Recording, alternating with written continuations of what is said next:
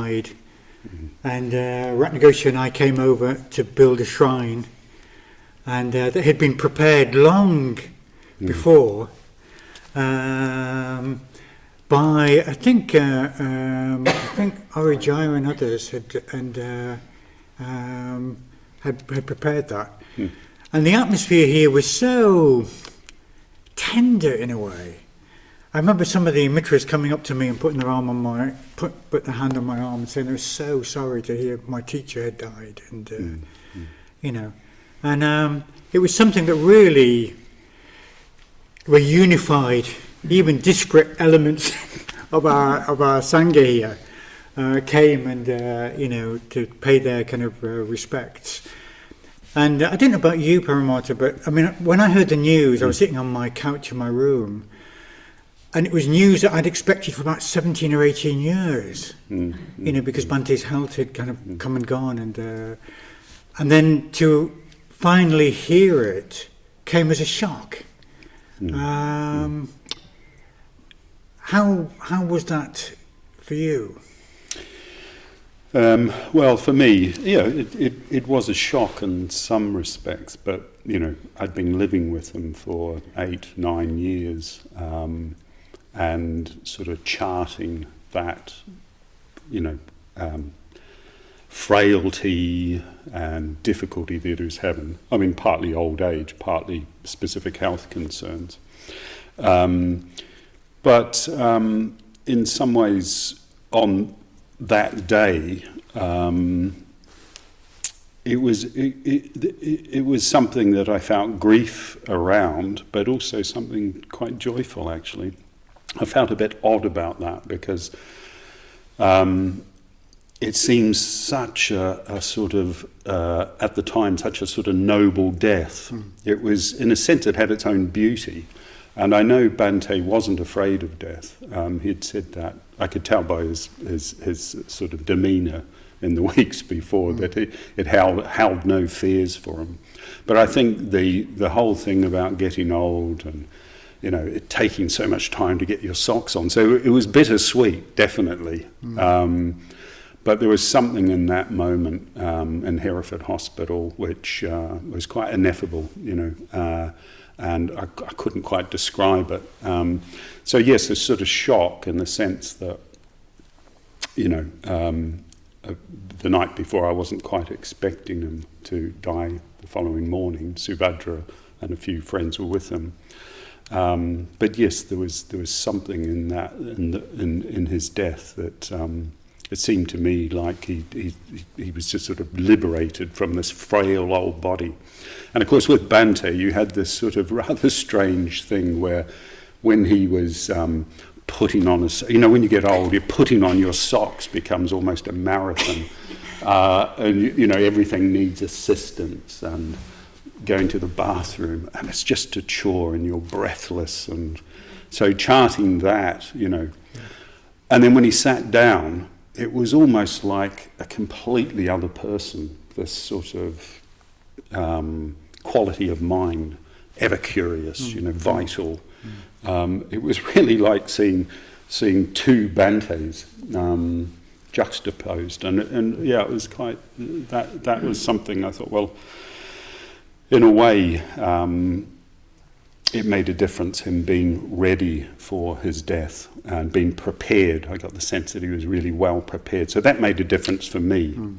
I felt in a way that there was something, as I say, quite very affecting and very noble in his death, just with a few friends around him.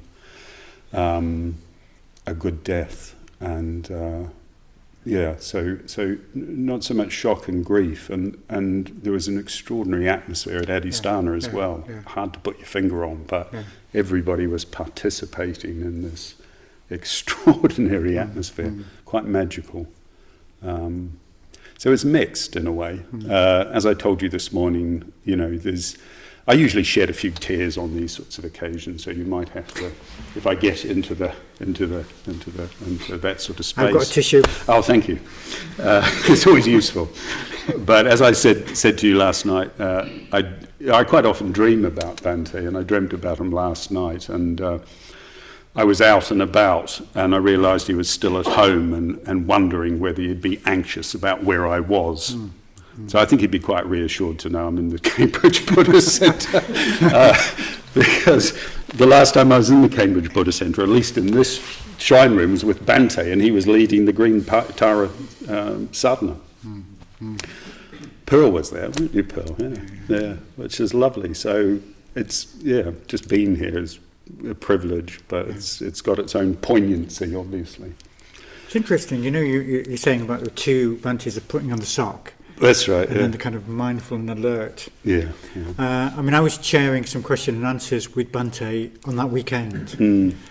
And we came up the road. He was very, very slow with his stick, and then when he started answering the questions, it was a bit like I was sitting next to a furnace door that had just started to open, and I felt as if I was being singed, and the energy kind of came out.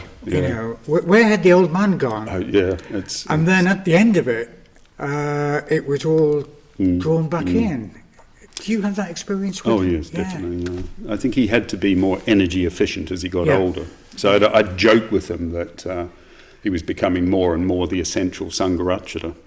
So, in a way, my experience being, sitting with him in the conservatory, talking or studying, I would have this experience where I'd ask a question, and I could almost see this question come out of my mouth, and about halfway to being received by Bhante, I thought, that was a stupid question. That was really a stupid question. But would you carry on? I was committed. And you just get this sort of, and this very wise, gnomic reply. And it was a humiliation over and over and over and over and over and over again. I did say to him, I'm going to buy him a T-shirt. I'm with stupid, So, the furnace, as it were, the tiger's cave or whatever, you've got to be careful. And or even more difficult was, I did write about that Paramartha, and he'd give me chapter and verse on exactly where he'd written about it and an injunction to go off and look it up, which, again, it's all good for you, isn't it? Yeah. Let me take you back. We've talked about, Bhante's last moments, but let me take you back right to the beginning. So you're from a place called Invercargill, aren't you? I'm afraid so. Yeah. Now, some of you may not have heard of Invercargill, and it wouldn't be surprising in some ways. So is it the southernmost city in the world? No, it's probably Terra del Fuego, I think, is the southernmost city. Pretty low down, though. It's pretty low down. Yeah. It's the south of the South Island, so there's not a hell of a lot between that and the Antarctica. But it was voted, I did see, the Tibetan Plateau and Invercargill, believe it or not, were named as some of the most remote cities in the world, and parts of the Tibetan Plateau, they must have Lhasa. So it is quite remote. It's a farming, servicing a farming community. It's about 50,000 strong. Right. In the early days, the Rolling Stones toured there. Yeah. Keith Richards said he resembled it to a certain part of the anatomy. And he said it was the only place you could put your bed out on the street at 5 o'clock in the afternoon and not be disturbed. So that's about its only claim to fame. The rest of the time it was Val Dunican and... oh my goodness. Yeah. It was a bit of a wilderness. So I yeah. must have done something very heinous in a past life, I think. Maybe you thought you were heading for the Tibetan Plateau and you ended up in Invercargill. It could have been, but anyway. But how come, you were born and brought up and rebelled in Invercargill? Paramartha was telling me that he was excluded from primary school as well as secondary school. He battled with the nuns. And so how come you met Bhante in Buddhism, growing up in Invercargill? Well, I suppose in a way, religion, I think being brought up as a Catholic under the aegis of the Sisters of Mercy and the Marist Brothers, I suppose you had to decide, didn't you, whether you actually believed in God and whether you were going to progress down that path. And from a very early age, I realised that I didn't. So, hence the rebellion, probably. But I had I had two things actually. It was a question Bhante asked me years ago. So, what brought you into contact with Buddhism? And I think it was a question of being pushed and pulled. Pushed by, I had a best friend that died in a car accident with most of his family. I think that left its mark on me. I think that tragedy really drove something quite deep about the transience and the fleetingness and the vulnerability of human life.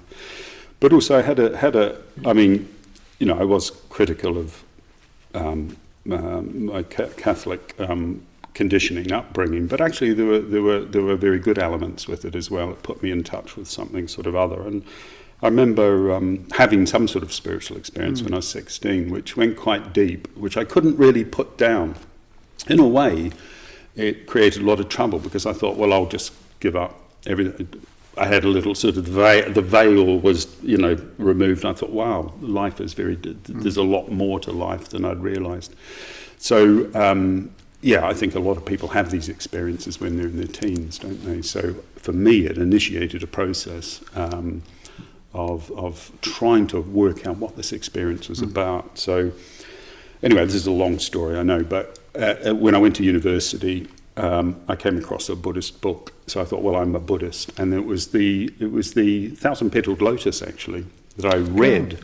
I was staying with some sort of hippie friends up north in New Zealand, and there was this guy there reading a book. I remember it very, very clearly, vividly. It wasn't so much the book itself, it was the photo of Bhante on the front when I was about 20. And there was something that sort of, you know, well, it's hard to put it into words. There's something like, I must get that book. So I was then going down to Wellington. Just arrived in Wellington, and there it was in the bookshop. So I remember sitting in this flat I'd just taken. I didn't have any curtains, didn't have any furniture, but the thing I remember is sitting in the middle of the carpet, you know, pretty much reading cover to cover this Thousand Petaled Lotus. And I thought, right, I need to find out where the centre is. Whether it was in the book at the back of the book, I'm not sure. But Archil had just come back from New Zealand a few years prior, so within 6 months I was living with him. I spent a couple of years in the Wellington Buddhist Centre, 2 years in the Auckland Centre, 2 years in the Sydney Centre, asked for ordination, and I was living with Bhante 2 years after that. So it was a sort of a very deep connection with you know, the movement at the time. I mean, that book is about questing, isn't it, for the truth? And you go on a journey with Bhante, don't you? That's right. You know, and did you feel in a way that was articulating something within yourself? Well, I think I'd flirted with other forms of Buddhism, and I knew that I really wanted to commit myself to something, body and soul, as it were, fully committed. But something that Bhante's communicating in that book about not having to jettison one's sort of, you know, I mean, all the Western, the good of Western culture. I think that was important to me. The emphasis on the arts and culture and imagination, and all of that was a game changer. I don't think it was just that. I think it was also that, you know, in his memoirs, you have a lot of Dharma in between the lines, don't you? It's not sort of overt, but you get, you know, you do go on a journey, and it is instructive. And just his, I mean, it's a fantastic book in itself. He meets a lot of different characters, doesn't he? It's hilarious at times, but there's this sense of a journey. And I suppose that for me, you know, that journey from New Zealand, I mean, I don't know when P&O shut up shop, but I'd always, Pri and Under will probably know, but I always wanted to do the journey. It was a bit of a mythic thing, wasn't it? Because it was the days before air travel was really common. So I did think I'd sail to England on one of these steamers, and sail's not the right word, is it? But as it happened, I came by aircraft, rather prosaic. But nonetheless, I suppose, you know, in a way I framed my spiritual life as the sort of archetypal journey into something, some unknown. So I think that's been an important myth on some level for me as well, personally. But the memoirs, When I first met Bhante, I met Bhante at Pamaloka, the men's retreat centre, and we had kind of 2 hours together talking about everything. And I remember sitting in this overheated room because Bhante liked Indian temperatures, and I couldn't quite relax back into the back of the chair for those 2 hours. So my brain was engaged, but actually my body was I felt really tense. And when I mentioned this to Ratnagosha, he said one of his first meetings with Bhante was about half an hour. And he didn't say anything, and Bhante didn't say anything for half an hour. And then at the end of it, Bhante said, well, maybe we should leave it there. And this is before Ratnagosha was ordained, and then he left it there. And he said Bhante seemed quite comfortable just to sit there. And so your first meetings with Bhante, was it kind of, I was nervous, actually. I was very nervous. I mean, sometime later, I think my very first meeting with Bhante, he said to me, why were you tapping with your foot all the time? And I said, Bhante, I was nervous. I'd been listening to Bhante's lectures, for the previous 6 years. He was a big man in my mind. And so natural in a way. But I think silence became, it's one of the things I miss about Bhante, actually. It might seem strange to say, but just that, sitting in silence, that atmosphere that's generated, because it's an alive atmosphere. And if you're comfortable, that's one of the things I really miss, actually, just those very affecting, moments of silence when you're content. It's like with any really good friend, isn't it? You don't have to speak, but somehow that silence is filled with something. Silence, isn't it? Companionable silence and filled with something. In particular with Bhante, I think. Bhante being who he is, his centre of gravity seemed to be, I don't know, somewhere different than mine, very deep, and he would just be able to sit, and there was something in that atmosphere that you could partake in. So that I miss, actually. I miss a lot in that sense of just being close. Yeah, so silence. But he did freak my mother out a little bit, because when this is quite strange, because when we went to New Zealand in 97, we'd done this sort of world tour. I took him back home to Invercargill. Must have been quite an experience for him, And we're sitting there. You imagine what this is like, because we often have a lot of family conditioning, don't we? And I thought, oh my God, my mother's going to turn the TV on, and this is going to be odd. So it was two worlds sort of clashing, almost two sets of two sort of realms in a way. But it was quite funny as well, because Bhante would just do this thing, be completely open and not feel the need to say anything. And my mother just didn't know what to do, She was, I felt quite sorry for her, She's trying to feed him all the time. Yeah, things like that. But I noticed when I went out, she said, oh, I'm not sure, if I sort of get him, But it was quite curious. Every time I went out of the room, she'd sidle up to him and ask him, deep and meaningful questions nonetheless. It was strange to have those two worlds colliding in a way. So Bhante's actually been to Invercargill. Now, talking about families, I mean, you met Bhante's mom, and you met some of his family. I know Padmashuri met his mom a number of times. She says, and you talked about that here once, I think, didn't you? So it's always interesting, isn't it, going back home with a Buddhist friend and seeing what they're like with their family. Do they revert? So what was Bhante like with his family, would you say? Yeah, I think it was the first 2 years I was living with Bhante in Sukhavati. I think we maybe visited his mother 3 or 4 times. Padmashuri must have visited far more than that. But I would sit there, and Bhante's mother was, I very much liked Bhante's mother. She was a real spirit, a free spirit in some sense. But she was obviously spending quite a lot of time by herself. So she would just talk sort of seamlessly. And Bhante would be sitting there very attentive, but occasionally nodding off, trying to, because it was literally seamless. It was quite amusing in some ways, but he obviously had a lot of affection for her, and I think they had quite a close relationship, actually. It was delightful. And I was there the morning after Bhante's mother died. Bhante had this intuition that he needed to go, because nobody had known she had died, even Bhante's nephew. I think they didn't have a mobile phone or something.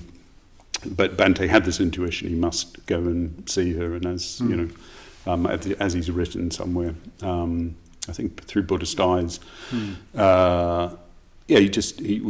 went straight to the hospital, and then he found out his mother had died. So we were able to sit with her, which was very moving in its own way.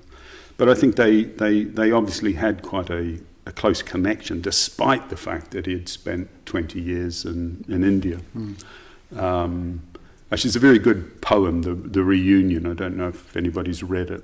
It's a little bit of an insight into his family. Southern Nandi does a really good interview on that, and it mentions, it's a sort of Blakean poem that all members of his family, his mother and father and sister, get sort of transfigured almost. It's worth having a read. But yeah, he was quite close to his family in some ways, but in a very sort of English way, he said. You know, not great displays of affection or anything. Although I think his mother, Padmashuri can correct me, used to have his bust in her bedroom and used to kiss it goodnight. Which I never knew until Padmashuri said. I've got this image of Bhante's mother kissing this bust. You know the bust, I think it was the one that Dharma Mudra made. There are several versions around the place. Yeah. I was telling you last night that a friend of mine, Nitya lived with Bhante, and Bhante, I think, had almost no contact with his mother for like 20 years or something when he was in India. And he turns up, presumably in his robes. He turns up and Nitya said, "What did she say after 20 years?" And she said, "Hello, dear." That was it. That was the reintroduction. And they went down to the supermarket together or something. He in his robe, she, this housewife. And Southern Nandi recounts that in that interview she does with Bhante on the poem Reunion. And for Bhante, I mean, that 20 years went so fast. He wasn't completely out of contact, I think, towards the beginning and towards the end. But probably a lot of you know that he kept a photo of his mother and father in his bedroom opposite a white tower, a bit like in the prostration practice where you've got mother and father.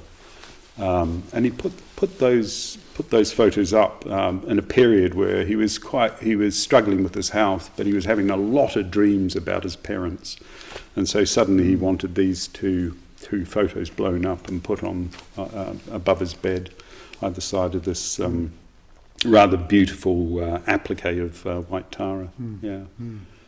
So he did. His mother particularly was on his mind and very much in his dreams over that period, his later years. Now there's a question. I was asking people in my community, was there anything they wanted me to bring up? And Ratnagoshi is visiting us, and he said, "Well, I'd be really interested for you to ask Paramartha, who knew Bhante for over 30 years, wasn't it?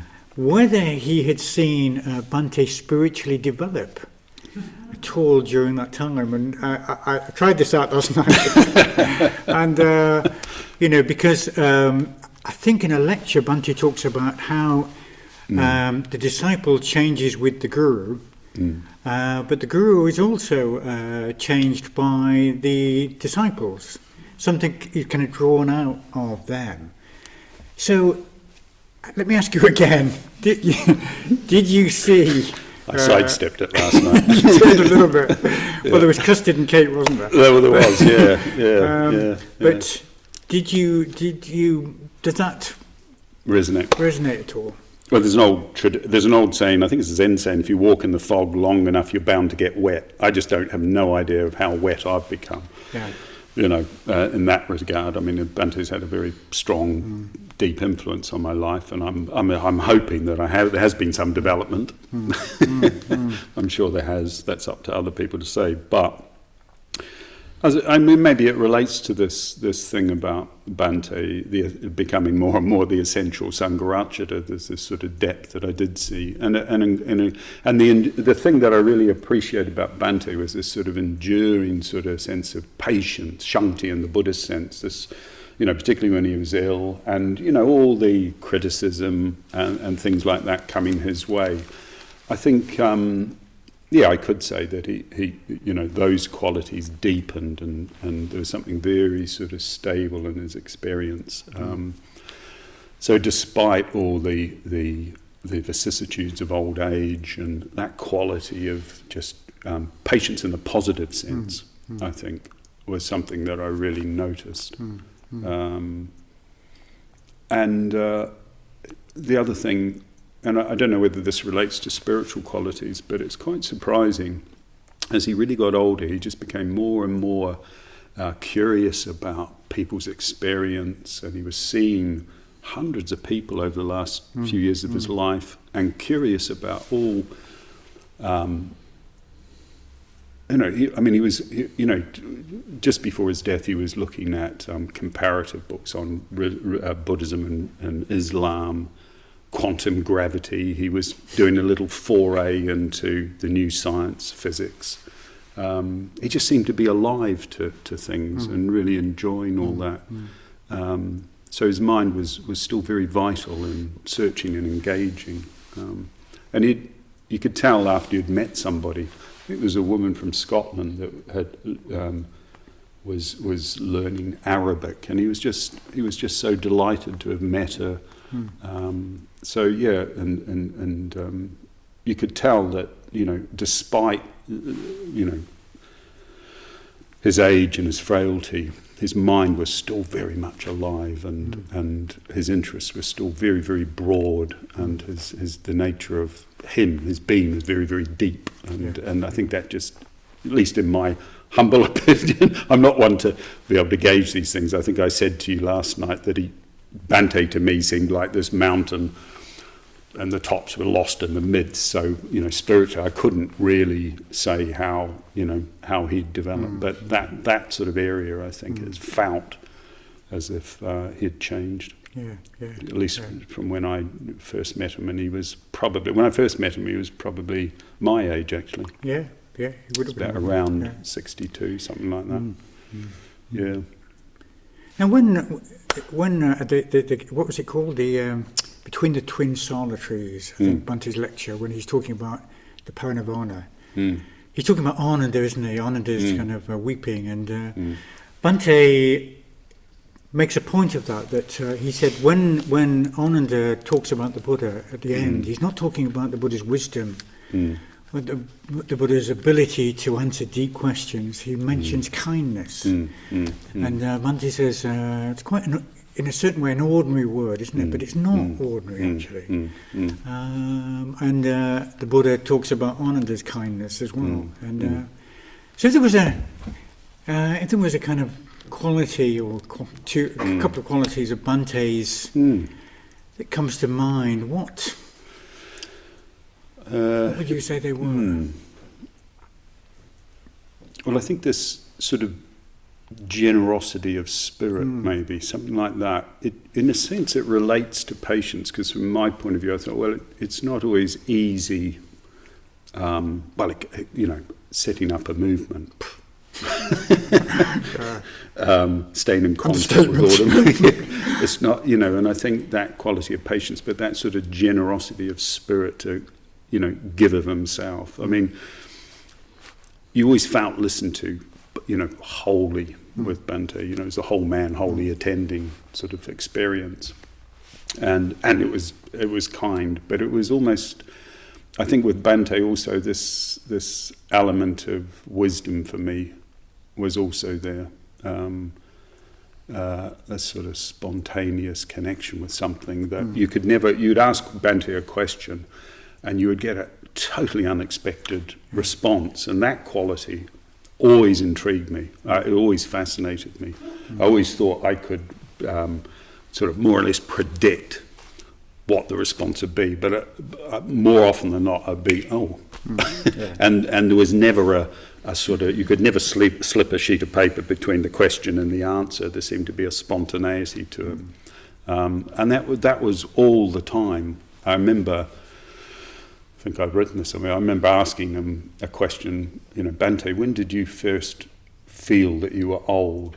And when I was probably about 8 years old. But I feel much younger now. And this was when he was in his 80s. But that sort of wit and humour, actually. He had a wonderful, really delicate sense of irony. He would tease me relentlessly with it. And sometimes I'd just completely miss it. And about an hour later, I'd go, He just had this wonderful humour, which I don't think was always appreciated. I've been doing a retreat on the Sutra Hui Lang, the Platform Sutra, and I mentioned this on the retreat as it's something he wrote in the Essence of Zen around Suzuki, because he sort of had a sort of diet of Suzuki after having this experience that he had with the Diamond Sutra, the Platform Sutra. And I can't quote this verbatim, but it's just an example of his humour. He says something like, Suzuki writes with equal charm and brilliance and at equal length on the ineffability of Zen and the complete uselessness of trying to say or anything or write anything about that ineffability. So it's just a really good example of his humour. So he's kind, he's sort of generous, but at the same time, there's a little message in there about why he's not going to write another book on Zen other than... That reminds me of something, Paramartha. I mean, I was really struck once when Bhante said that when he looks at something, when he reads something, first of all, he reads it with kind of empathy. And it's only later that kind of the critical element kind of comes in. And that struck me because I think when I read something, first of all, it's a kind of the critical thing comes in. And if I don't like it, it's hard to put that down and just try and get into the mind of the person who's written it, if you know what I mean. That was a quality I think I saw as well, that he was... I think he said somewhere, when I'm reading Schopenhauer, I become Schopenhauer, and then afterwards I come back and there's this sort of critical faculty. So I think with that same sort of receptivity, he would meet people on that basis or whatever he was reading. Well, the same with Christianity, I think, wasn't it? Islam, He had a huge knowledge about a lot of those religious faiths. I remember sitting with the college members, Bhante, expounding to them on Advaita Vedanta, and just the hairs on my back went up. I mean, he knows, I think Nagabodhi said, he probably knows more about Advaita Vedanta than he does Buddhism because of all this contact he had with the Ramakrishna. So again, you're always very surprised at the depth and breadth of his knowledge. I think that was something that I really connected with, coming back to those qualities. That it was just exciting. You could talk about anything and have a very informed. He reflected on it a lot, So his knowledge wasn't superficial. It wasn't a dilettante knowledge. It was more, chewed over, swallowed, and assimilated a lot of the time. So, I mean, for me, that was so impressive. So that element of wisdom or knowledge was something that I really responded to, probably when I first met him, all the way through, right till the end, really, because we'd often read with the same books. If he was, Another question I had for you was, I remember reading the Thousand Petal Lotus, and so Bhante has this experience, doesn't he, on reading the Diamond Sutra and the Platform Sutra. He has this experience. He says that in the Diamond Sutra, even non-returners, maybe even arahants, but even non-returners are fearful of the of the profundity. But he embraced it with kind of joy. And you've got this 16-year-old lad, and how did he go on kind of with his life with that experience? What was? Well, I suppose one imagines it redirected his life completely, because that experience, I think, it confirmed he was a Buddhist. He'd always been a Buddhist. I think I can't remember where. Maybe the Priceless Geordie talks about it in a slightly different way. By coming into contact with Buddhism, he came into contact with his own depths. By coming into contact with his own depths, he came into contact with the Dharma. And this was during the Second World War, wasn't it? So the very first essay he wrote for the Buddhist Society, I think it was, wasn't it? The unity of Buddhism, quotes the Platform Sutra and probably, there's quotes from the Diamond Sutra. I think it must have affected him and redirected him quite profoundly, I would have thought. Of course, when he turned up at the Buddhist Society, he'd sent in some articles before, hadn't he? And they were expecting a middle-aged man, weren't they? An 18-year-old turned up. That's right, Yeah. So I think that's something, that experience, which I know people have written about, but I think he said, didn't he, many, many years later, that he found no reason to revise that initial insight after years of study and, as a monk and reflection. So it was obviously something that directed his life in a way, but not something that he could... not something you could perhaps talk about directly. But it is interesting that, what became the chapter on the Diamond Sutra, Wisdom Beyond Words, he did seminars on the Diamond Sutra, he did seminars on the Platform Sutra in 1974. And I studied with him the Platform Sutra. So it's one of those things he chose to study with me, I think partly just as a way of getting to know me and me getting to know him. So when you were leading study on the Platform Sutra, do you feel like Bhante's there with you? Yeah, in a sense, very much so. Because in a way, I think the whole purpose of those retreats is to communicate something of Bhante, and his take on it. So I studied for a year, over a course of a year, not every day, obviously, but maybe once a week, that text. So when I think of that text, I think of Bhante. When I'm thinking of Bhante, I'm not too far from thinking about studying with them. I think that was quite a formative period.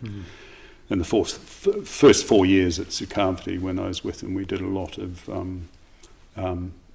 we had a lot of discussion, and I was doing quite a bit of study. So I think, in a way, perhaps that represents for him something that he wanted to try and communicate, not directly but indirectly, not only to me but to the order in some ways, I guess.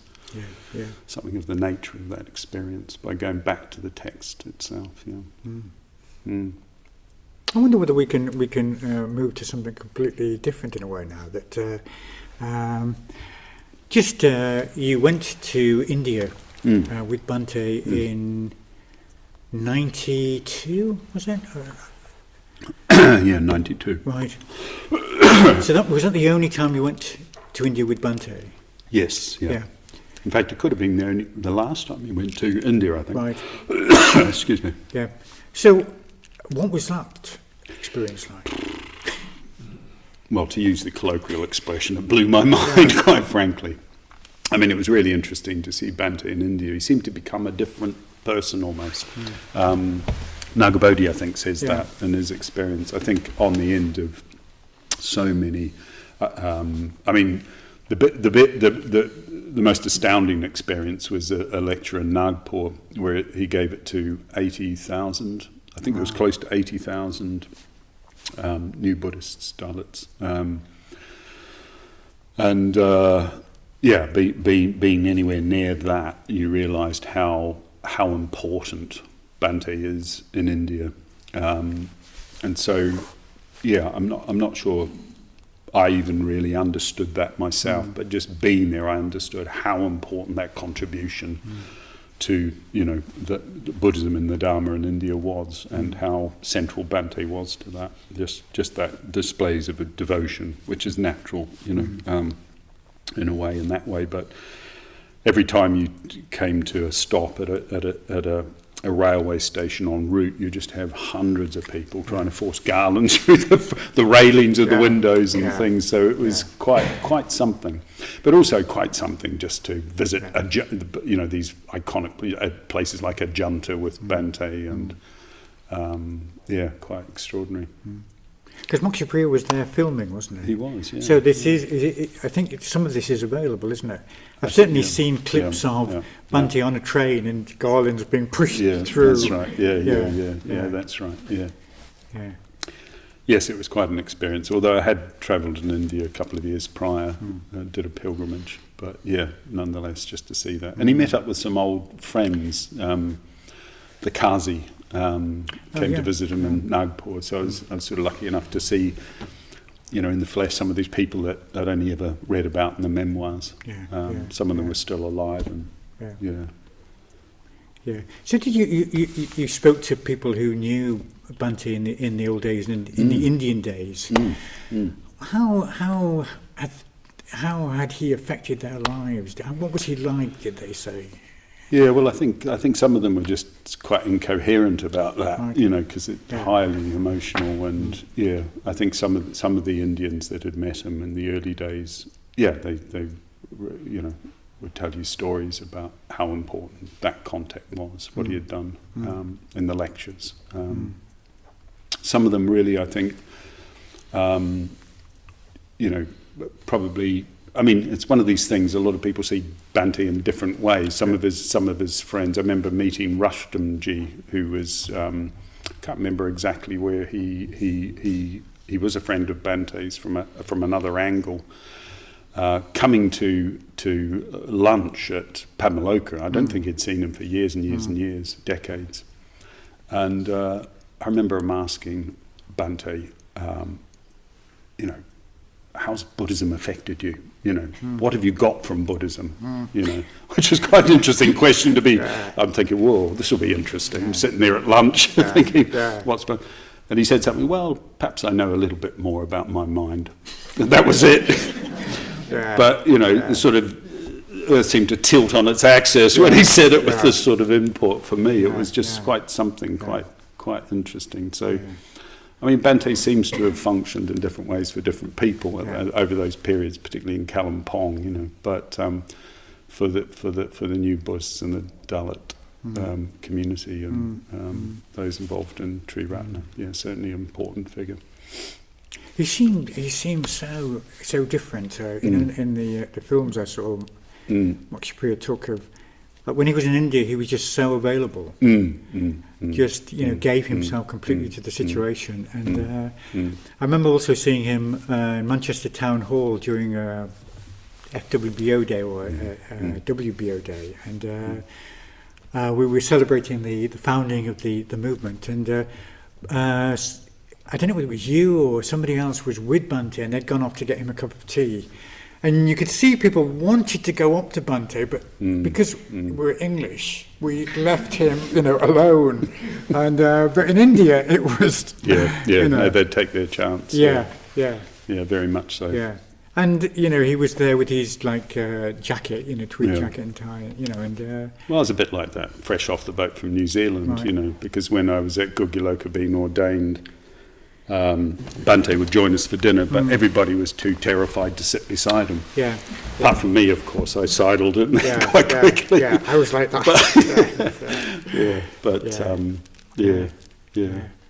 not the Indians. No, of course not. Yeah, he used to come up from the bungalow at Gugyaloka, and my course started in July, so it was 41, 42 sometimes degrees, and.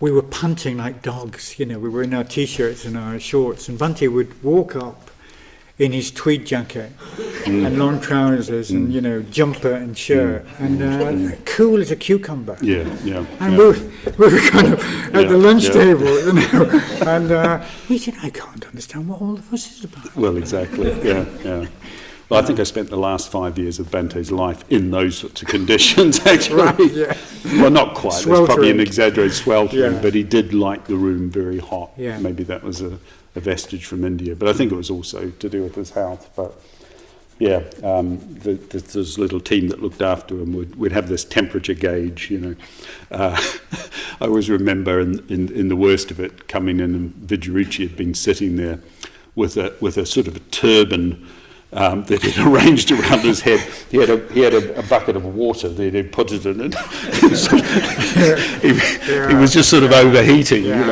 But of course, Bhante would still feel a little bit cold, as elderly people can feel. I felt so sorry for him. I mean, I did suffer myself, but perhaps not in quite the way that Victorita would suffer. But it was in that period where he wasn't sleeping, so we didn't really want to disturb, make too much noise sitting with him. So it was quite a difficult period, but there were some points, quite humorous points in it as well. We've been doing a thing on Dr. Ambedkar and the Dharma Revolution here at the centre. Wonderful, great. And reading A New Voice in the Buddhist Tradition, Subhuti talks about Bhante, in a way, through Dr. Ambedkar, discovering there was a social aspect to Buddhism, social change aspect to Buddhism. And previously he thought of Buddhism as being about transforming the individual, and hadn't thought so much about changing society through the Dharma. And I mean, that's a big characteristic of our movement, isn't it? Not just changing oneself, but changing... Absolutely, yeah, well, if it hasn't got that sort of expression in people's lives, then you could question the worth of the Dharma, couldn't you?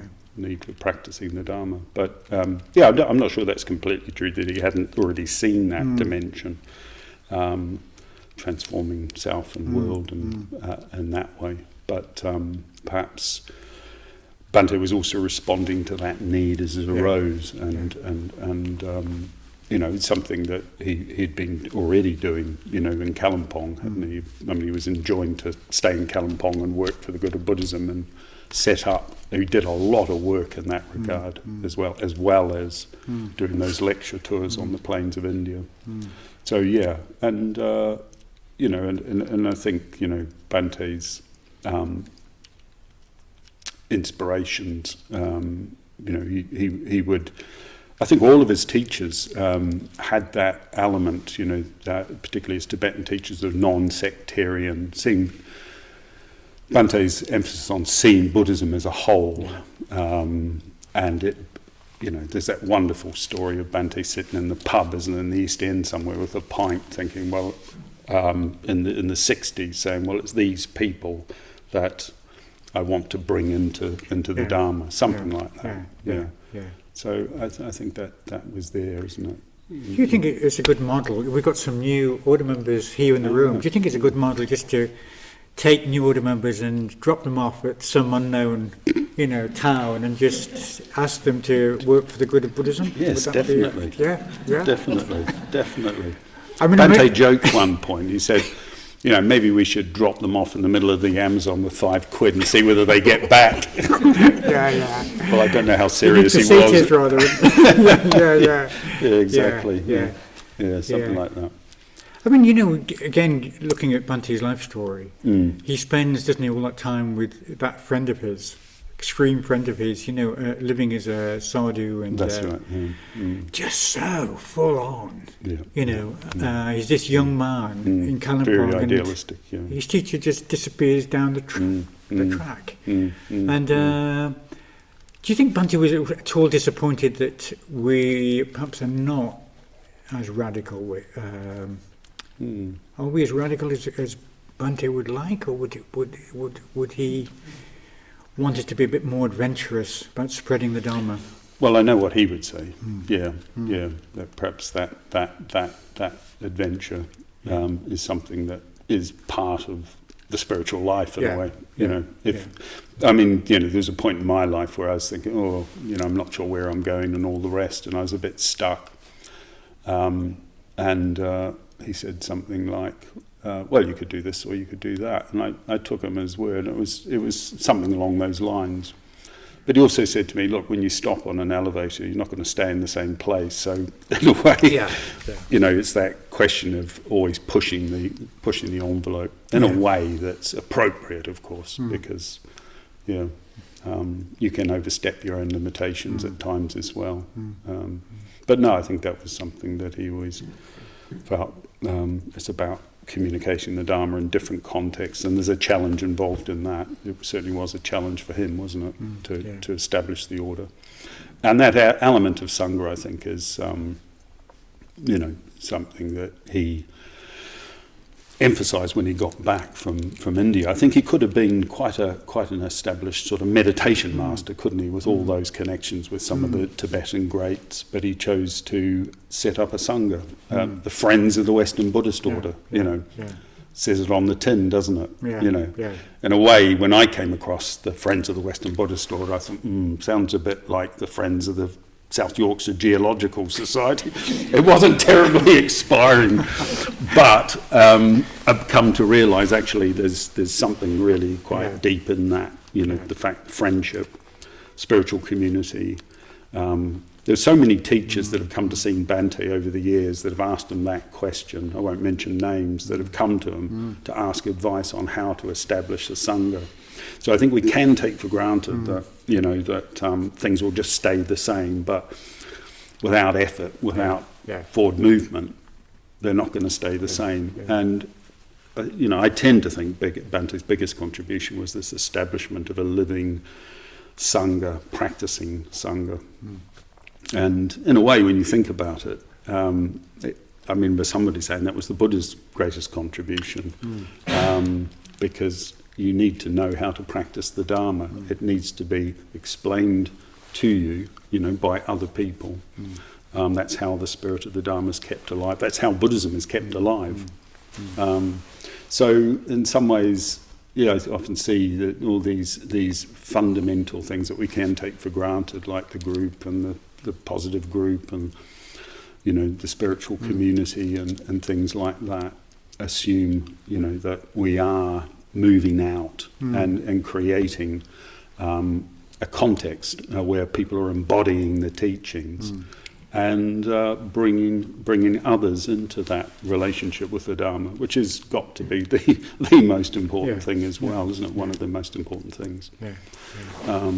Exemplifying that. It's like the Sangha of Vastus, isn't it? Creating Sangha. It's a huge part of Bhante's own motivation and inspiration, I think, too. So we're coming to the end of our time, I'm afraid. I just wanted to say that Paramartha turned up yesterday late afternoon, and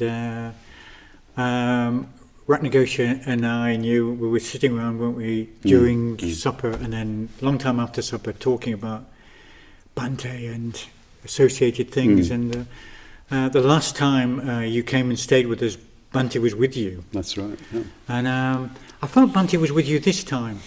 And it's like the depths of our friendship. Our friends. You bring your friends, don't you? You bring that kind of those influences kind of with you. And do you feel, last question, do you feel like Bhante died 3 years ago, we're celebrating the anniversary, but do you think your friendship is still developing with Bhante? Yeah, well, I don't want to get too mystical about it, but I do feel, I suppose it's like any friendship. If you're constantly calling them to mind and having them in mind, and that's an ongoing thing, isn't it? I don't feel any loss or lack of continuity on a deeper level. But I think again it requires some sort of ongoing effort just to remain connected and take I think it was quite funny last week. I had a dream about Bhante, and he said to me, "You have to wear some red." I thought, I'm not going to take that literally, Bhante. I'm not going to dress from head to foot with red. I have got some red secreted on my person somewhere, and it's not red underwear, by the way.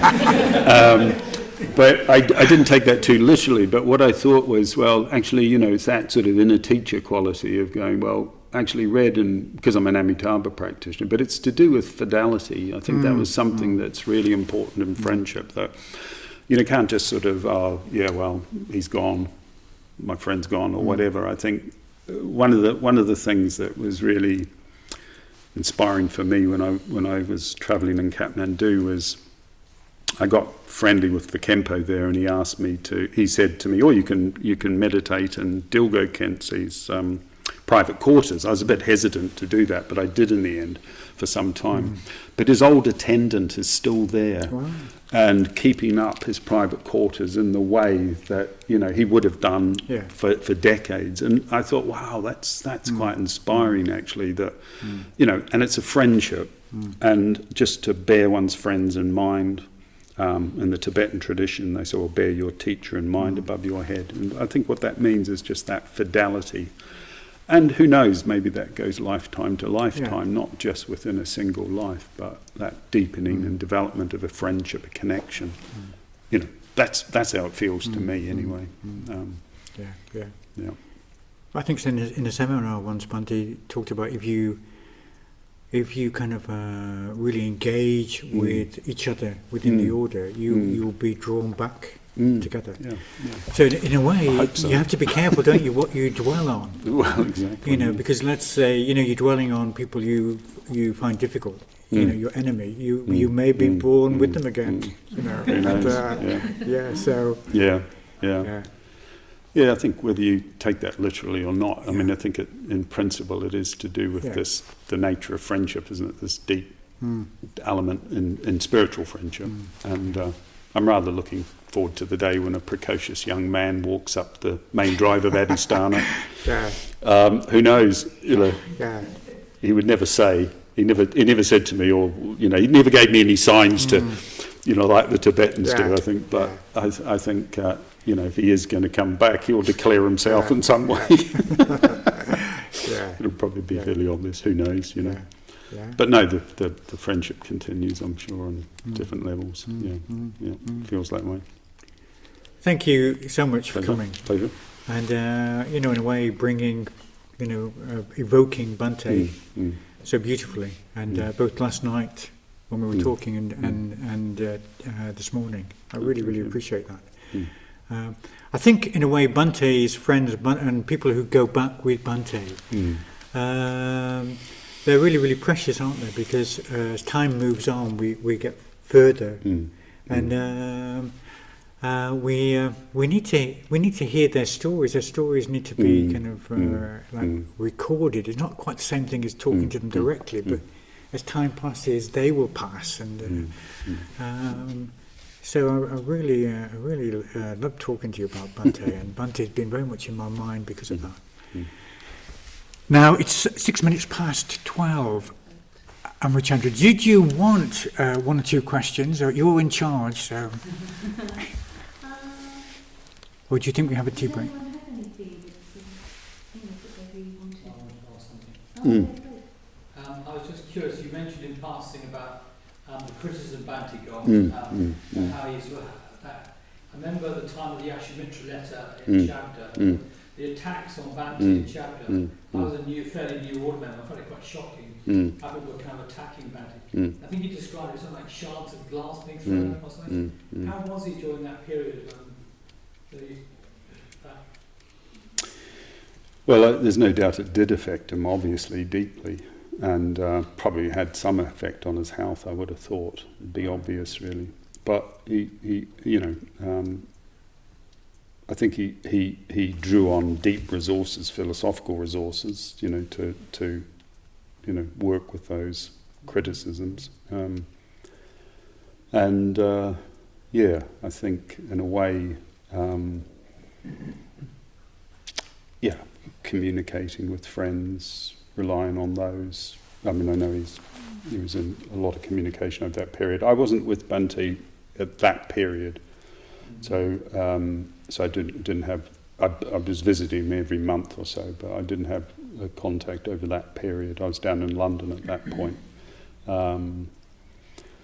But yeah, I think he was a man of deep feeling and sensitivity, and he would feel criticisms, and no doubt think and reflect on those criticisms and the substance of those criticisms. I've got no doubt about that. Yeah. In a way, I think when he got older, I always remember actually a letter that I'd been asked to read as a secretary that was very, very critical. I felt quite wary about reading it. But it was interesting, his response. He obviously took it in fully. In fact, he said something like, it was quite well written. I was quite surprised. I thought, I was thinking, am I really going to read this to him? Because it was quite vitriolic. But he said, well, it is rather well written, isn't it? And I'm going, yeah, Bhante, it is. But, so I think maybe that that sort of sense of perspective maybe came in towards the end of his life. Yeah. Thanks. So, well, first off, just to say thanks to both of you, actually, because I don't know what it's like to sit in the lounge at your community, but I did. It was very relaxed, very flowing and lovely. It was just a real pleasure to hear both of you, actually. Great questions. Arthapriya. Really enjoyed what you brought, and just so much heart and that friendship really, really shining through, and how well you know Bhante and his qualities. It's just so nice we do need to remember him as a friend, as a teacher, and dwell on his good qualities, the whole person as well, but dwell on these sort of great qualities. And I feel like I've just been a bit in Bhante's presence. You have brought him with you, and I feel really moved actually, just to sort of be a bit in Bhante's presence. Thank you very, very much for coming. We'll have to have you back. Yes. Before too long. This has certainly been too long a gap.